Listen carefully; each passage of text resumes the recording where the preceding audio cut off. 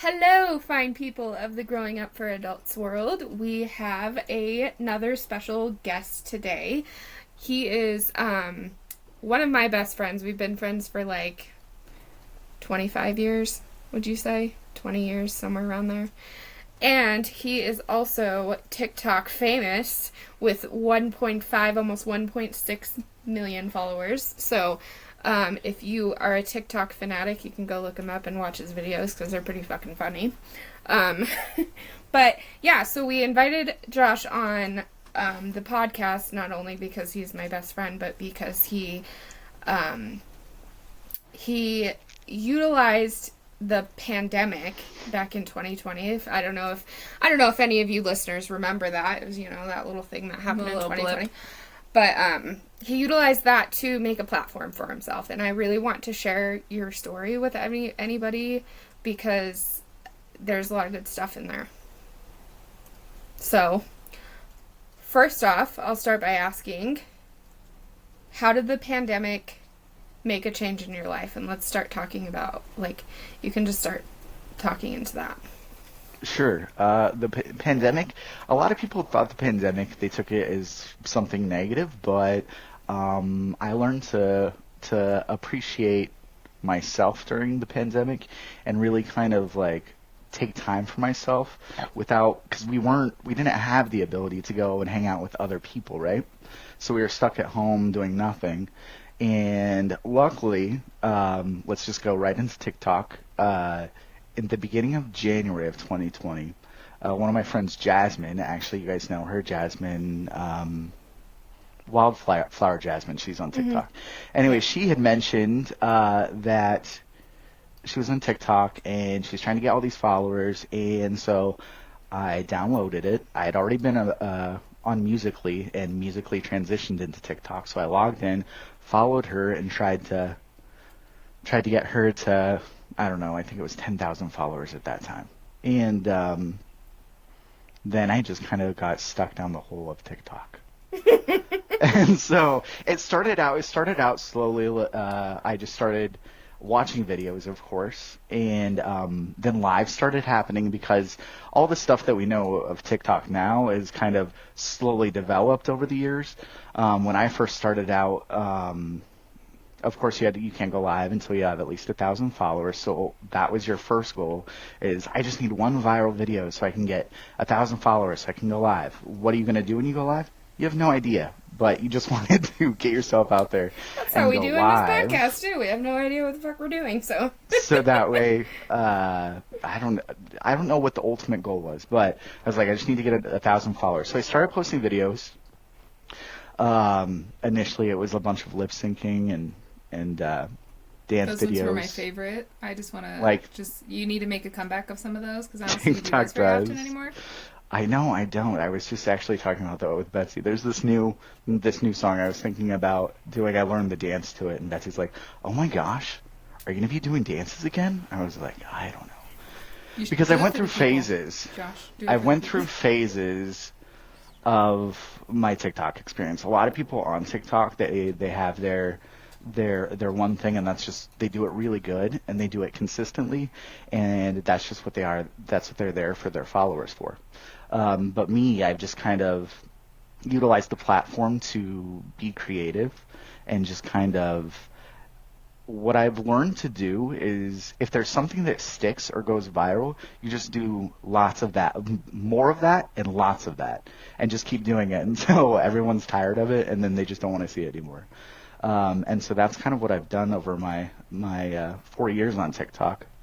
And it started out from cat videos. I've done a bunch of recipe videos that have gone viral. I've done experiments. I'm known as a DIY TikToker if you look me up on famous birthdays, but that's just because I did a lot of DIY projects.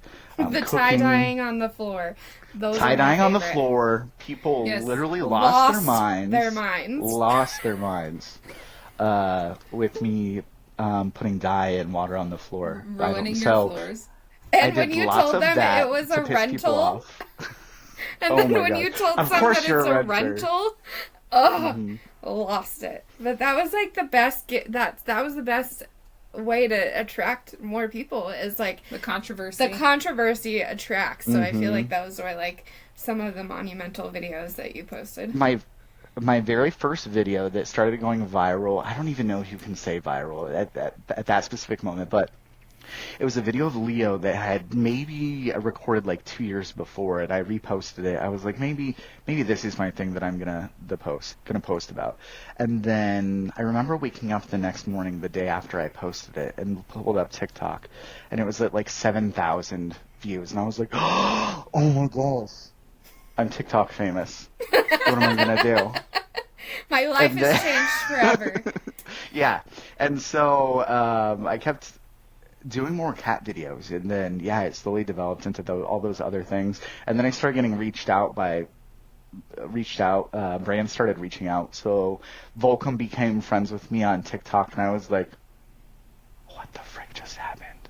Because I had been like, I've worn Volcom, and I have a Volcom tattoo, and our friend group uses our Volcom in our little group signature, so it was just kind of like the epitome of like, I can't believe somebody such as Volcom follows little old Josh from Pine Top, right. Arizona. But I've worked with so many brands now. I was actually coming up with a list before our meeting, just because I was like, in case they ask me, because I've literally worked with so many. Yeah. But it's just kind of like blown up over the year, and then over the past 4 years. Yeah. And yeah. And but most importantly, let's go back to the beginning of your question. What did I get out of the pandemic? I learned to find myself. I learned how to use my creativity again, because I think I got kind of just like in a lull of just being an adult, and I wasn't really doing anything fun for me. I was just kind of going by the structure set out, like go to work, go home, do all the things you're supposed to do. Getting stuck in the monotony. Yeah, and I wasn't doing like anything for me. I was just doing stuff for everyone else and what was expected. I don't know if you want to touch on this, but your mental health was playing a factor in all of that too. I don't know if you want to touch on that, but we do talk about that a lot on the podcast, so that's why I wanted to bring it up.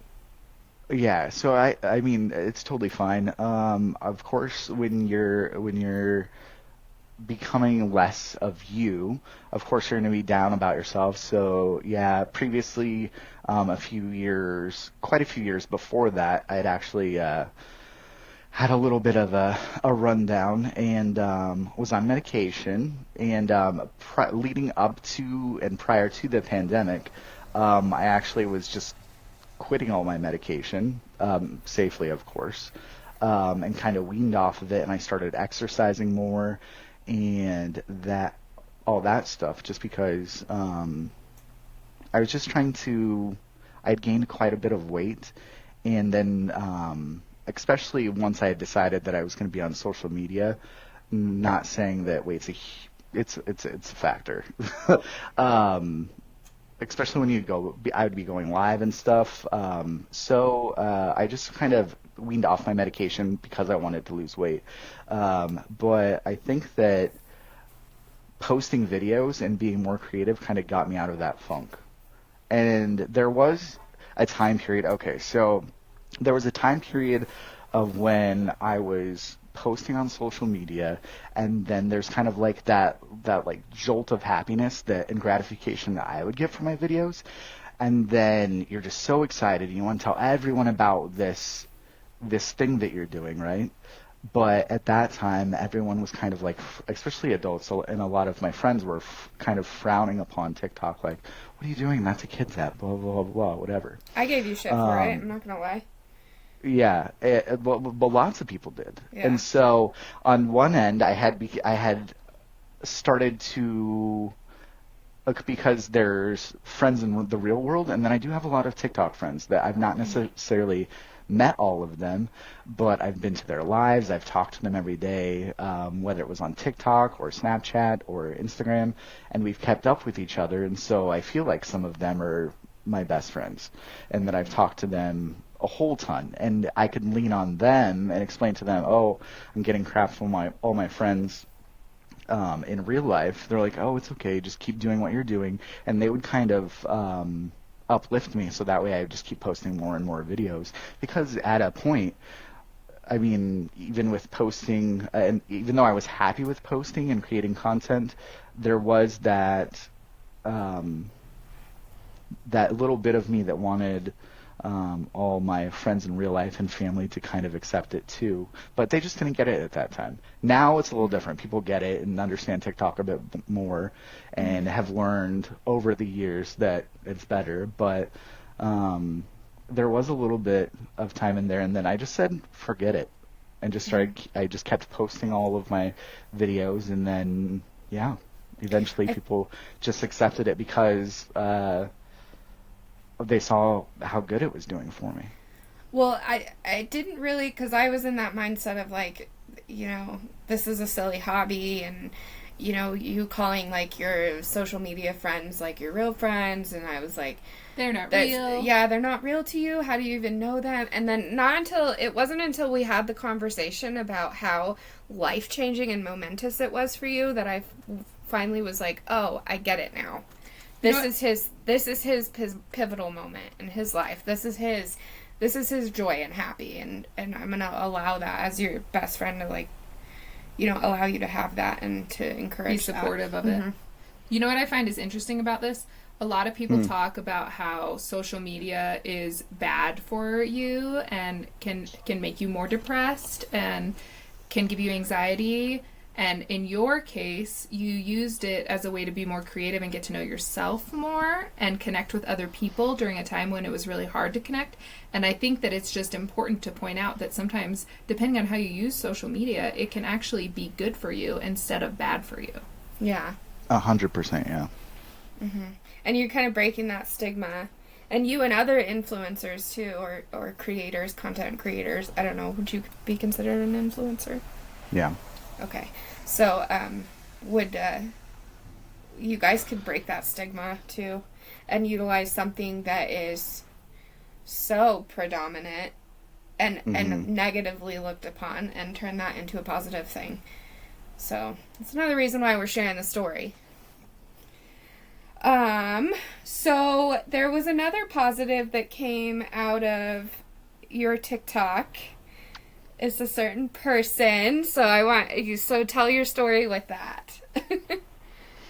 Okay, so by this time, when I met this specific person, I'd been on TikTok for quite a few months. I went through a few groups of people, you know, you watch their videos consistently, you talk to them here and there, and then I had finally found a group. I started finding my little group of people,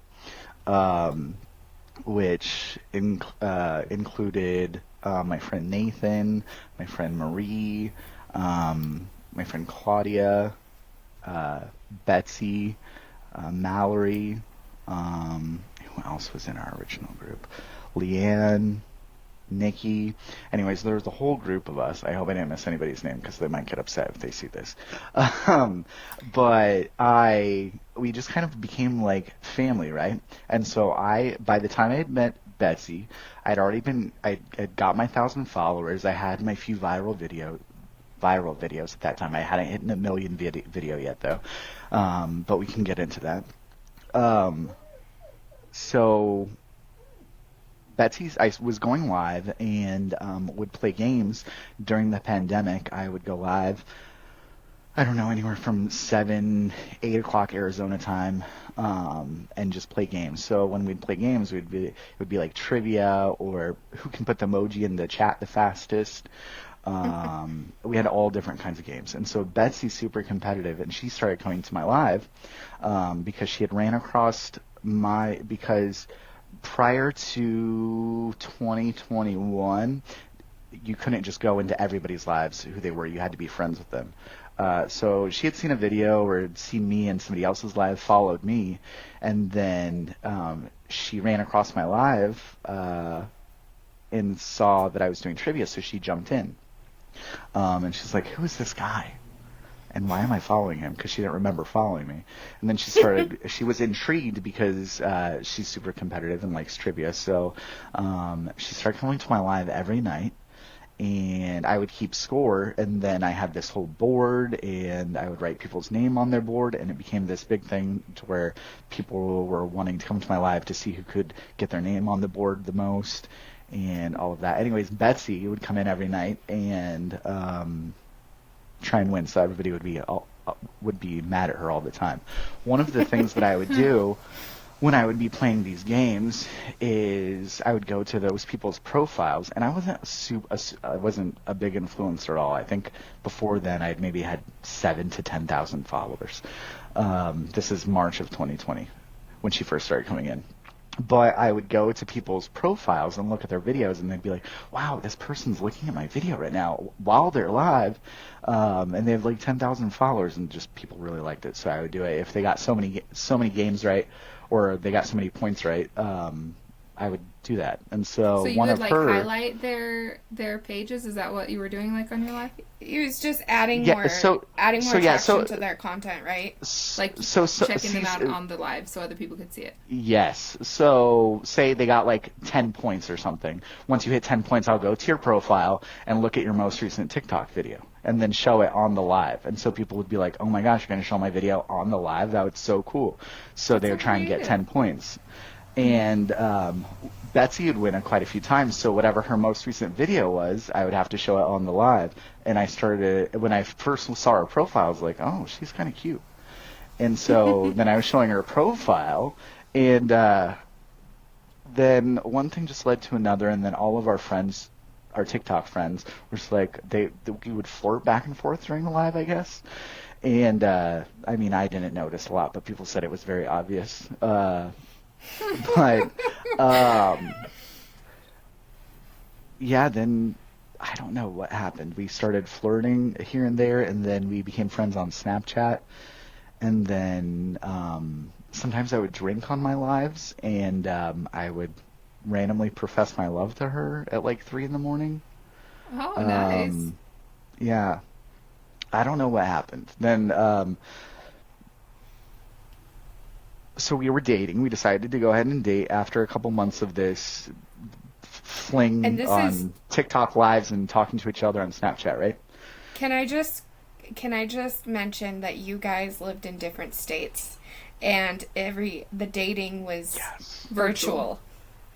It was all virtual, yeah. So I want to just preface that. I lived in Arizona. She lived in Indiana. So never in my life was I thinking, oh, this is going to go anywhere, because I absolutely refused to move to Indiana. I said, I'm not going to move to Indiana. So whatever we're doing right now, we got to figure out that. But at the end of this, I'm not moving. And she said, okay, well, we'll figure something out. I said, okay. You gotta be patient with your stubborn ass. We were talking for a little bit, and I don't remember. She had seen something on Facebook, is what it was, and it was this girl asking for asking for advice about long distance relationships.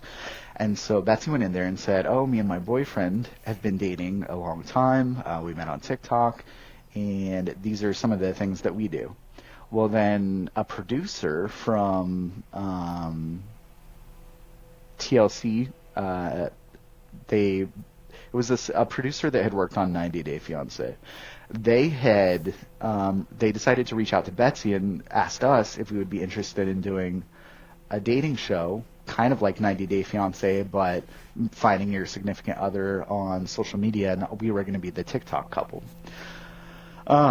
So we had to gather all of this stuff. We had to become dating officials. So at this time, we weren't even friends on Facebook. So we became friends on Facebook. We start intertwining our lives. We're like screenshotting all of our chats. She's taking pictures that she'd send me, and I'd send her, and we had to create this whole profile to send to this producer. And then she had to do a video interview. I had to do a video interview. A couple of our friends had to do video interviews. And, we were anticipating on doing the show. So that kind of like jolted us a lot forward because we were moving really slow there for a while. But then all of a sudden, yeah, we're a Facebook official. We're telling all of our family about each other and that we're dating. Because before, we'd been dating for quite a few months on TikTok, but like I wasn't out telling everyone that I was dating this girl, Betsy from TikTok. And same with her. And then I remember a bunch of people on her side were asking, who's this guy that you're randomly dating all of a sudden? She's like, oh, I've been dating him for months, and they had no idea that I even existed. So, so we did that we ended up not going on the show because COVID happened, of course, and pretty much everything ceased. They were going to try and bring it up again mid-pandemic, and then it just kind of lost momentum. So we didn't end up doing the show, but that show did kind of throttle us into our future relationship because you guys know I'm super slow and I probably wouldn't have moved forward as much or as quick as I did. It's like the universe just took charge. Yeah. Yeah. Knew They're what like, you have to do this. So have no we're choice just going to make up anymore. this. Yeah. So we're just going to It's a prank by the universe. hoist you into that. The damn universe does that a lot. So we were dating, fast forward, we were dating for almost a year. I think that fall or early that year, we had decided, look, we're not gonna we have to at least meet each other in person before dating for a year. So eventually we decided, okay, we're gonna meet up. It was before the year because if we had gotten to that year, we were planning on just ending our relationship and just calling it quits. Because obviously there's too much distance between us and it just wasn't meant to be. But she came out to Arizona, and she met my entire family, including you guys. Holly, were you there? You were there. I was. Yeah, she did so I wasn't supposed to be, but I was there. Yeah, you met That's her. a whole nother story. Josh is my former brother-in-law, for anybody that is wondering about that. Yeah, and everyone got to know her, and then all of a sudden I was going out to Florida and Myrtle Beach, and she was coming here again. And then it had been a couple years, and then my lease was up, and after us dating, this was in 2022, so we've been dating for roughly 2 years, and my lease was up, and my rent was going to increase a lot. She owned her house out here in Indiana, so it was kind of like, shit or get off the pot, yeah? And so I said, well, guess I'm moving to Indiana. Oh. I am never moving. I am never moving. I'm never moving to Indiana. And then I moved to Indiana. And I've been here for 2 years now. Crazy. It's already been 2 years. That's crazy. And then, do you guys have any future plans? Before you get too far in that, I want to go back and touch on a couple things that just popped out at me. First being, I find it, I want you to touch on the role that being, like, having fun and being playful and using your creativity had on your mental health. Because it sounds like that played a big role in, like, opening you up to other life experiences and to, like, enjoying your life a little more. Such as a relationship. Like, she wouldn't have maybe been 100%, attracted to you had you not been that person when she met you. Yeah, 100%. Because, I mean, I was, for a long time, okay with just being perpetually single. I had no anticipation of even dating or getting married or anything for a long time because I was just like, it's just not for me. It doesn't have to be for everyone. That was one of those stigmas that, because, I mean, we all go through our life like with anticipation, expectations, like, oh, you have to do this, you have to do this. But that was just one that I just was like, oh, if I don't want to get married and do all that, I don't have to. I'm cool with just being single and traveling. So that was my plan. But then, yeah, once I started opening up and being creative, and when I was making videos, especially the first few videos that went viral, when I would come up with an idea, and so I would talk to my TikTok friends, and I would be like, okay, so I'm thinking about posting this video. I really think, because there was a point where you change your creativity method, and you're like, okay, I can see what's working and what's not working. So rather than just keep posting stuff that's not working, I refocused, and like I said before, whatever you're doing well, do more of that. So I remembered posting my very first tie-dye video, and I knew nothing about tie-dye, at all. Maybe had done a few tie-dyes in like Boy Scouts or something, or Cub Scouts, but that was it. Or maybe a few in school. And then I started posting more tie-dyes and just making a mess on my floor, and I was doing at least one of those a day for a good 9 months. And so I kind of, like, people would reach out to me asking me advice on how they said that they tie-dyed and that they could never get it right, and that my tie-dyes were all so good, which I don't think they were, like, super amazing.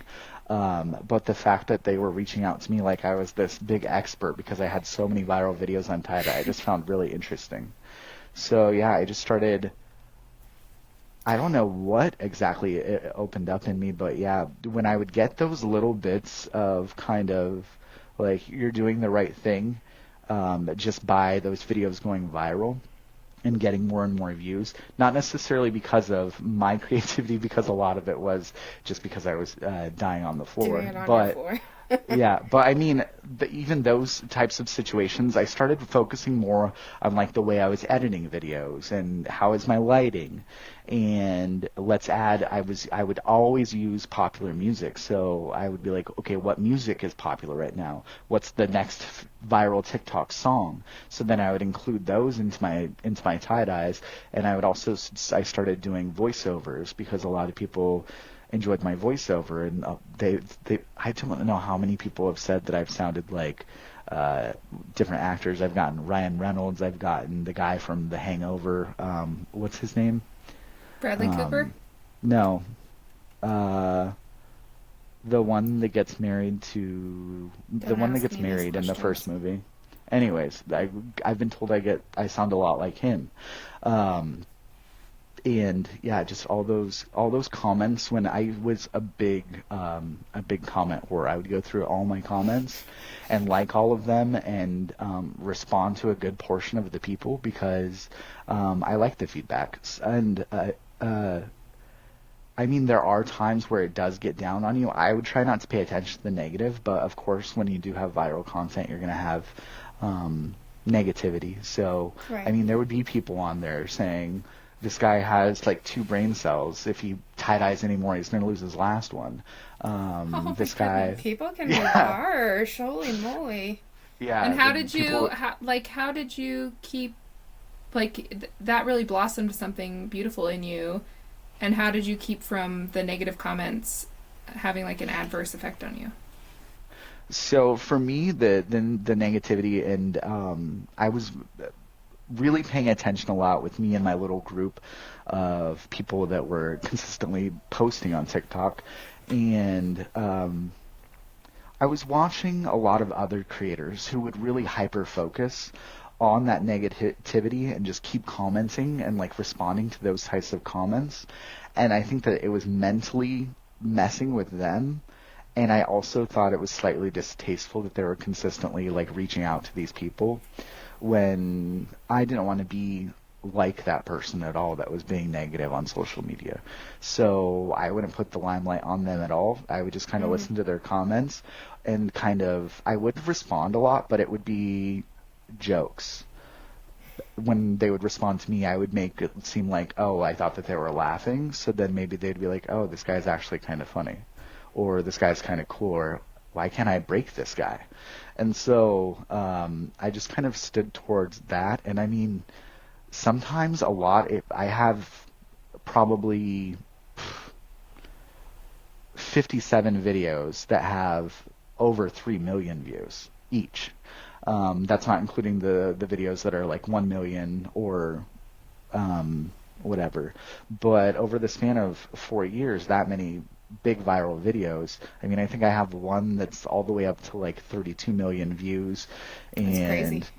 and like 14,000 comments. So there's a point where you ignore them. But it does start to get to you, but sometimes. But whenever that does happen, I tend to just kind of like check out from that video, and I'll stop looking at the comments or reading them as much, and rather than doing it like every day like I typically do, I'll step away from that one. Or if I see there's a bunch of comments on that specific video and know that it's potentially going to be negative, I just won't look at them. But I try just to take them, those comments, is not necessarily a negative, but just kind of a push to make more content. I think that's a really healthy way to look at it, and Yeah. I feel like a lot of people need to hear that. My other question is unrelated to that portion of it, and it is, when you were dating Betsy, didn't you guys go on like dates, but like you'd be Virtually? like on the phone with each other, like video calls, and you'd like go on a date? You'd watch movies together. I do remember that. Yeah, so because we were so far away, so I mean, especially for her as a girl, uh, like Valentine's Day, it's super crappy when you don't get to spend your Valentine's Day with your significant other, right? So yeah, we would plan dates. So for um, Valentine's Day, we had sushi nights. It happened for a few years, so we'd have sushi, and we still have sushi on Valentine's Day now. We're going on our Aw. fifth Valentine's Day, but we have sushi and we watch a movie. On our birthdays, we would open up our package of birthday presents, because we'd ship each other's boxes for birthdays, for anniversaries, for Christmas, and our gifts were a little excessive during that time. But a lot of, like, Valentine's Day now, I maybe will get her flowers and chocolate, but back then I was shipping a whole case full of stuff to her to open, just because I wasn't there in person, you know. Aw, you're so Um, sweet. Take notes, but guys. Just kidding. Only uh, not and so it was rough, um, but we made it work. Mhm. Yeah, by doing our virtual dates. It was something a lot different because, I mean, realistically, TikTok isn't a social, or isn't a dating app, but really we basically met each other in like an online dating situation. And had you asked me 10 years ago that I was gonna meet somebody online and then move 1,700 miles across the country, I would have thought you were, and be this internet famous person, I would have thought you were insane. But it happened, and it's Yeah. just still so crazy to think about. But yeah. Yeah. That's crazy. So where are you and Betsy at now? Where do you guys have any future plans? What's So currently, like I said, I've been living in Indiana for 2 years. Never thought I would move here. you were never Uh, gonna move there. Absolutely Quote. not. Yeah. And we have her son, and we just bought a house. Whoop whoop, So homeownership. I had moved into her house. She had bought her first house a few years before we had started dating. And so I moved into her house, and yeah, I did a few things here and there, but we just bought our first house together, and we're making it ours slowly but surely. It's still a lot of unpacking and straightening up, but yeah, so we have a house. We got engaged last November. Whoop whoop. We went out to Florida. I had bought a ring in August, okay? And so I had this ring since August, and I'm just like, how am I going to propose? What am I going to do? This is August of 2023. And I'm just like, how am I going to propose? I literally had no idea what I was going to do. No I plan. You knew, just knew it was happening. I just knew I had a ring at least, and I was told not to do it in public, not to do it with a whole bunch of people around. Basically, she wanted like an intimate type situation. So I don't. Earlier that year, we went to New York, but we had started doing these small travel trips that were just us. We'd find really cheap plane tickets, and then we buy each other for Valentine's Day in 2023. Before we went to New York, we'd buy each other backpacks for traveling, and we literally can only take everything we can fit inside that backpack, and that's it. No checked luggage, nothing.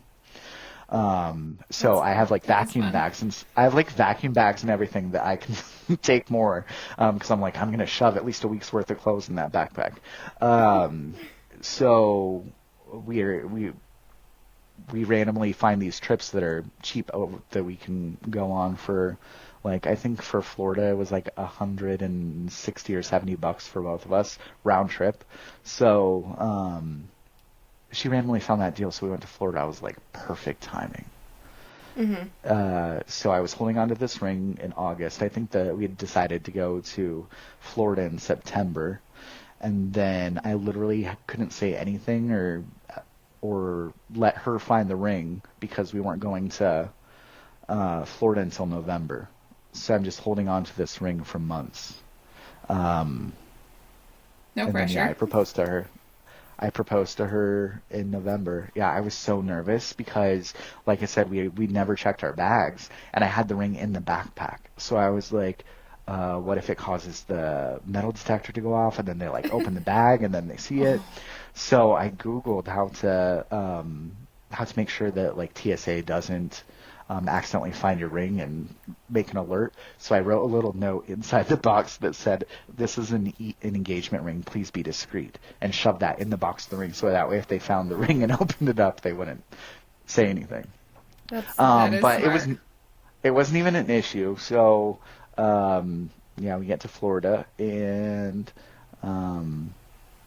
her parents knew. I got a hold, or I talked with her parents, her mom and her dad, asked for their permission, everything, like a few months before, let them know that it was going to happen in Florida.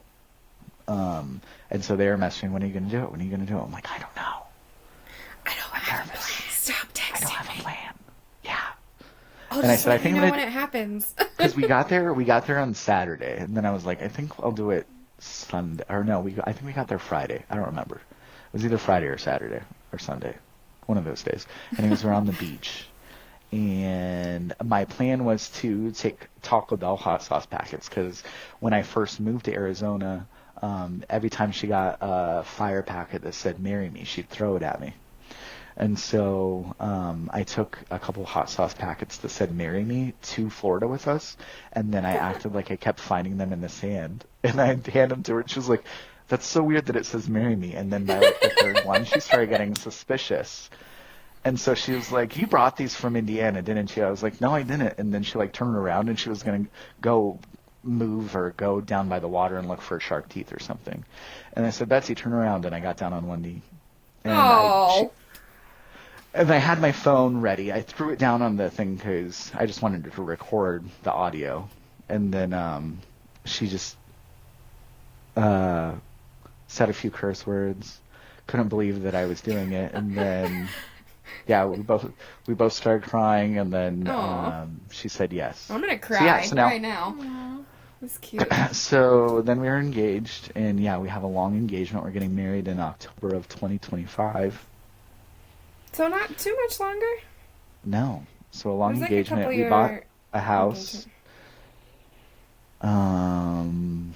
We're planning on having a baby at some point, whenever that happens. Last year, she had a couple miscarriages, sadly. Oh. Two. Um, but I guess It'll when it's happen time, it's for you time, right? guys. Yeah. Obviously, this is meant to be and not a coincidence, so. Do you think dating online, like dating virtually, helped you guys grow together more? Like, had you been around each other all the time, do you think you would have grown as intimate and like known this person quite as well as you do now, having gone through what you've gone through with them? It's interesting that you say that, okay, because I felt like I was able to be vulnerable multiple times in situations where I had maybe had a few drinks and I would be on the phone with her and just verbal diarrheaing, and just spilling my love to her. And, you know, because you are able to pick what you're putting forward when with that person when you're doing it virtually. Um, and so it's a whole bunch of constant good. So um, when we first moved in with, so I mean, it was all good for me, for her, it was all good for her to me whenever we were virtual because it was just what we wanted each other to see, right? When we were online, it was a lot of our dating was me being live and her just being in the live. I mean, we did a lot of FaceTime and texting all day long, but a lot of it was her hanging out in my live and helping me moderate my lives. But it was definitely a big curveball when I moved here. I'm not gonna lie for both of us because yeah, we were learning a lot more about each other. Um, Being around each other in person versus just your online persona. But I think what the benefit of it was is that we were able to kind of put forward all of our positives first, so we literally only knew all of each other's positives. And so um, before she knew that I snored, or before she knew that I farted in my sleep a lot, um, she was already basically ready to deal with those little things because we're already in love. We learned to we fell in love with each other's personalities, um, rather than each other's little quirks and ticks, I guess. Mm-hmm. Or Well, and because you couldn't be those, like physically around each other, you know what I mean? Like sometimes people equate sex as love, and I feel like sometimes sex can get in the way of you discovering who a person is. Yeah. You get like almost blinded by the like The chemicals. lust. Mm-hmm. 100%, yeah. Um, I think that we were able to build more of a connection, almost as like we had been friends for so many years, and then we're like, oh, okay, now let's move in. But I think overall, I mean, my other relationships haven't lasted this long, so obviously it was something good for me. Gotta be doing something, right? Yeah. Yeah. I mean, I'm a lot to deal with, and she's just kind of accepted it. She's a lot to deal with too, but she's just kind of accepted it, and because she loves me already. Yeah. And same for you. That's what it seems. Yeah. Yeah. That's awesome. Do you have any burning questions? I feel I'm trying to like think if I had anything else. we touched on all the points I wanted to. Do you still love social media? Is it still as big of a part of your life now as it was when you guys initially started, or when you initially started this? Uh, I have stepped away a little bit, just during this moving into our new house and purchasing our first home together. I thought that it was really important for me to step away for a little bit. There's a lot of not necessarily with all of social media, but there's a lot of stuff right now going on with TikTok, that it may potentially be banned. And we don't know. We don't have a full insight of what potentially could happen over the next year. So there's been a lot of changes. So algorithms change, stuff like that. Sometimes when your videos aren't getting as many views, it can be a little bit of a downer. Right now there was a little bit of a lull in my social media, and it's happened over the span of the 4 years. It's like a little roller coaster where 1 month you're good, and next month you're begging for views, and you think you're just this awful person that your content's all washed up and nobody wants to watch it anymore. So I am still posting here and there. My last viral video was a few months ago, but I've basically the past month have kind of taken a lull, just kind of It's the first time since being popular on social media that I've taken this long of a break. I used to go live every single day for 2 years, minus Sundays. No matter what, I would go live every single day. And then this past year, I needed to take some more time for Betsy and I, so I stopped going live every single day. And of course, I kept Sundays, but then I would also have a couple days during the week, Tuesday for Betsy and I, and then Thursday was just kind of a day where I wouldn't go live, but it would just be for me. So I switched to a live schedule where it was Monday, Wednesday, Friday, Saturday. So balance. Sounds A like little balance. balance. So that way I can kind of add in, because life changes, and so you have to make changes as you roll with the punches. So Adapt. yeah, and adapt. So as of right now, my social media is kind of just lolling out in the back while I'm getting the house situated and just making it ours, because there was a lot to move. It was basically 3 weekends of moving. But it's getting to a point, I have been live a few times in this house. It's getting to a point where I'm ready to get back into consistently going live and posting videos. But I yeah, have a question. I want to know what your question. No, I'll Good. ask mine. So, do you still find the satisfaction and the creativity as you did in the beginning? And if so, what keeps that going for you? Good question. Because I know that, because like we create content as well. We have not been doing it for as long as you. However, there was a time at the end of this first season of recording where it kind of felt like work, and we were kind of like, okay, I'm glad we're taking this break, and then the break happened over the summer, and now we're re-recording again, and it's like, oh, I missed this. This is why I do this, So that's what sparked that question. yeah, 100%. I back on that little part on the end that you said. I missed this. So it's so funny that you say that, because there's been a few times where I've been like, I think I should go live tonight. But then I'm like, it's not just going live. I have to make sure my face looks good. So I got to wash my face or my clothes clean. And so there's a few things that have to go into that.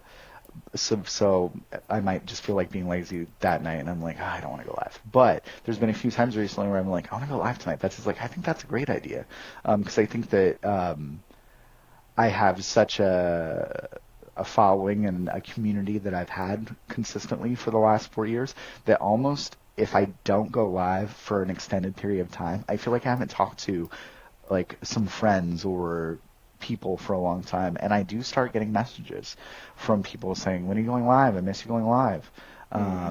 So there's that little bit that makes me want to go live more, because TikTok, it used to be more of just short form video content, but now it's 100% short form video content. They're trying to push longer video content, and also lives are a huge factor on TikTok. They want people to go live every day and chat with their audience and just be involved with their audience and the people that are watching their content. So I think that 100%, when I'm creating those videos and I'm getting those consistent views, it encourages me to be more proactive and create content. When there is a little bit of a lull, or if you post a video and it only gets a couple thousand views in a couple days, well, I would say a couple hours, but we'll say it only gets a couple thousand views in a couple days, because when I was really, really in my prime and almost every video was getting 1 million views, I would post a video and within 5 minutes it would be at 10,000 views already. And then by the end of that night, I would go to bed and it would be at 60, 70,000 views. And then by the next day, it would be at 110,000 views or 500,000 Get views. addicted to that. And That so definitely sounds like it would boost morale, if you would say.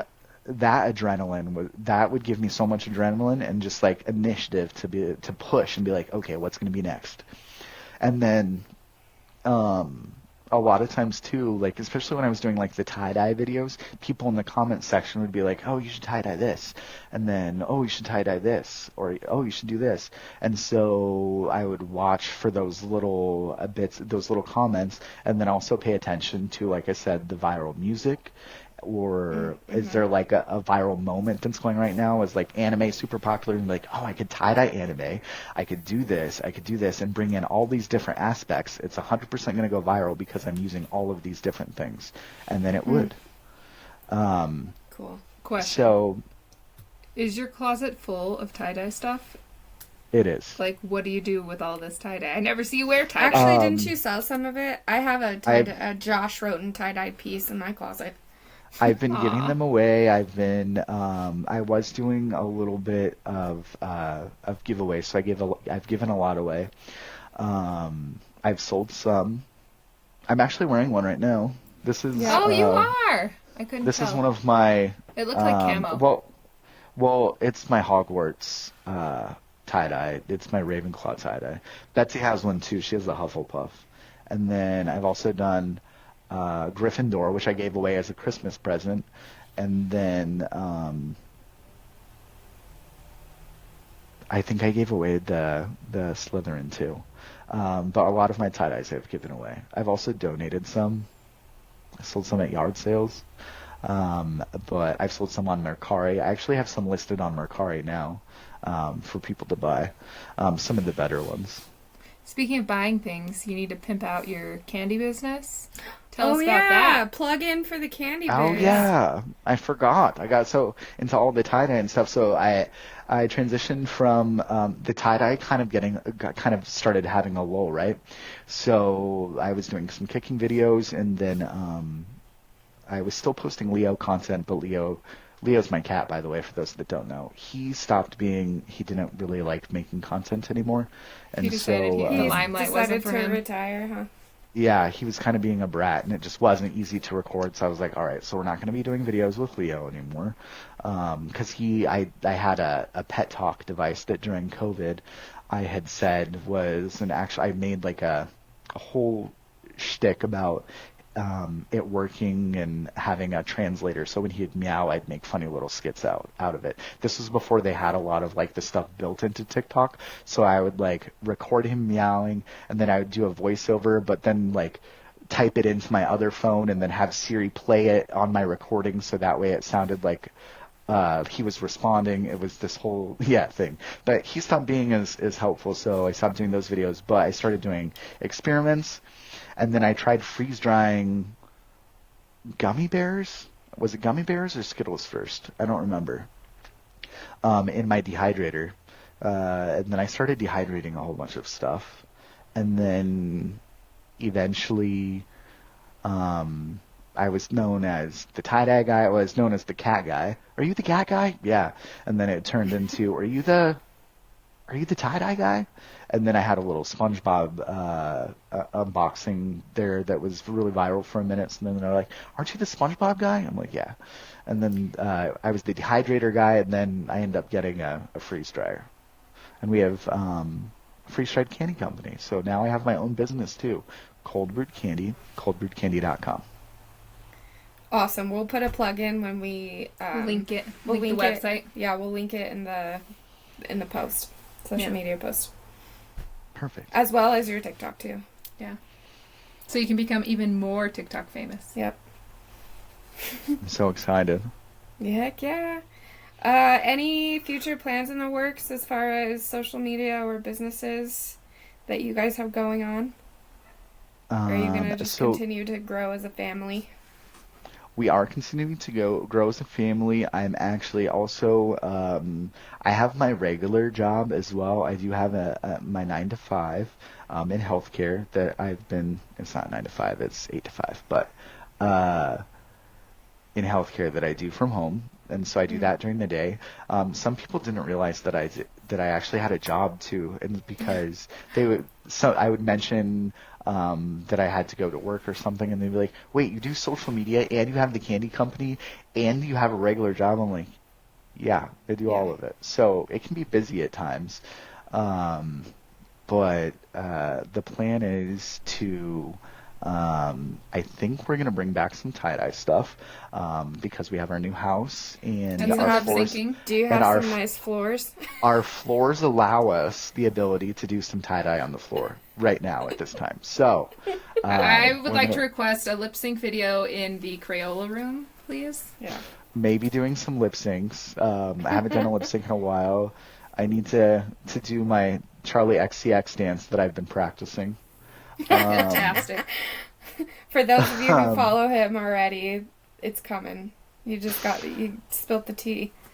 And my son, his nephew, loves his videos. Like, anytime I'm like, hey, did you see the video Uncle Josh posted? And he's like, no. And I'll go show him, and he'll be like, oh my God. And he always just thinks it's so cool. He doesn't know you're TikTok famous, but he definitely thinks you're cool. Yeah. Awesome. I love that. Cool. Oh, well, all that exciting knowledge. Just kind of to wrap everything up, what is one piece of advice you would give to somebody pursuing a relationship that's long Online. distance? Or even getting to know people. Like, if people are introverted and they're not very comfortable going out and meeting new people, how maybe would you advise them to connect with people online?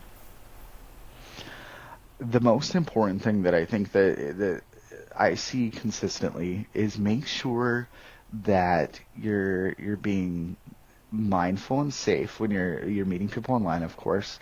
What Make sure that both parties are ready to give 100%.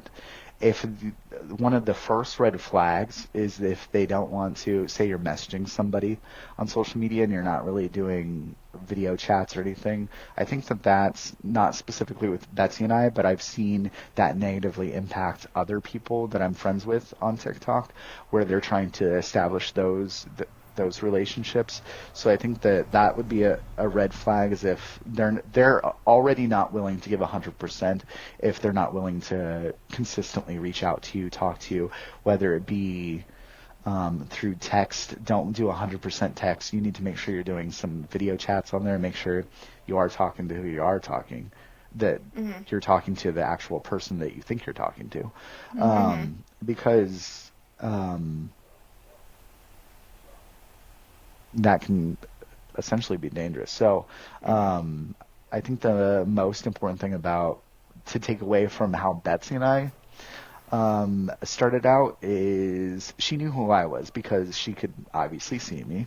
I could see who she was from her videos, but then I couldn't 100% guarantee if that was her. And so then we started texting each other through Snapchat. I did not give her my phone number. She didn't give me her phone number. I didn't give her my phone number. Did I say that right? We didn't exchange phone numbers for a while. And we were just talking on Snapchat. Just to be safe, you know? Yeah. And then over time, we started breaking down those other barriers and started to get to know each other. So yeah, just make sure that when you're meeting somebody online, that you're doing it healthy and safely. Does that make sense? Yes. Absolutely. Yeah. Solid advice. It is solid advice. I mean, you should be, even meeting people in general, your well-being and safety is important, but especially on social media, since there is such a huge uprising on like online dating and things like that, it's definitely important to remember safety as well as make sure you're talking to the person that you think you're talking to. Yeah, and make sure that they're committed. Make sure that they're not potentially in another relationship that you don't know about, and they're being shady on the side, because you don't want to get involved with that. So before you know that person 100%, make sure that you're not putting yourself out there too much. And kind of withholding a little bit until you're ready for that person to give 100%. Then once you see that flag where they're willing to give 100%, then you can go ahead and give that 100%. And then you guys can meet each other in the middle and start establishing your relationship. Because if one of you isn't ready, the chance of it moving forward is just, it's not going to work. If there's any hesitation at all from either side. Right. Cool. Red flag. Solid advice. Well, I appreciate you for being on our podcast today and sharing Me your too. experience and story. And I know that if people are listening at this point, you guys you guys have this really resonated with you. And so if you want to know more information, you can reach out to us, or you can reach out to Josh. We're going to plug his information into He's on this TikTok, post. and you can go buy some of his delicious candy. My kids are obsessed with it. Yep. Awesome. Well, I appreciate your time. Thank you very much for joining us today, and I hope that we can talk again soon. She said to her best friend of Yep. 25 years. Yep. I'll is text you that me? later. Okay? Okay. I hope I can talk to you text- soon too. Thank you. All right.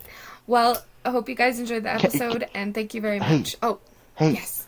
can I do my little plug like I do at the end of all my TikToks? Absolutely. Yes. Go for it. Sign us off. Okay. I can't. Okay, hold on. Okay, I have to think about where we're at in the video. Okay, we just watched the video. Okay, we're finishing up. So, well, I guess I can't wait to see what happens. I'll see you later. And then that's it. I'll see you later.